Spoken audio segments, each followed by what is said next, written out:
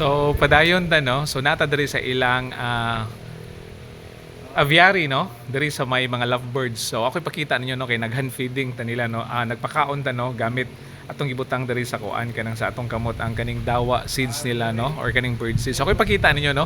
Dako gid ang ilang enclosure diri no kaning ilang aviary or kaning ilang sa mga langgam nila no. So ang nakabutang na lang diri karon nga part which is kanino dako kay nga tanan. Of course no na si Ate Annabel dara si Ate Annabel. Say hi Ate Anan. Dara si Ate Anan. Okay, so yaming giubanan yapon karon.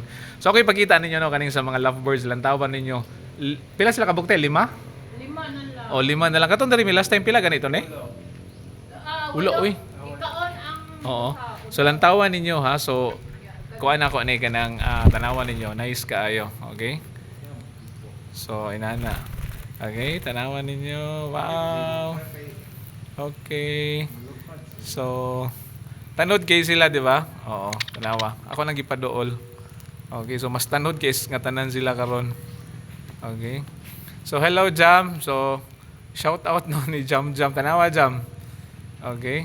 So gaplano ba ito sila mo ni dere. Kato tong unsa pa tunog gaplano meeting nga mo ni sila pero wato na dayon pero sitos lang gahisgot no. Hopefully makaabot pa di ay no. Thank you Lord guys nga tanan no sa mga lovebirds. Nice kay color, okay?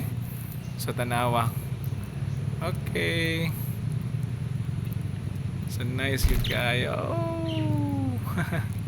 So duol na gid kay nako, lantawa pa sila nilupad do. Okay? Tanawa. So wala na may sulod. So hinahinay na sila glupad, okay? So kuha ra tag balik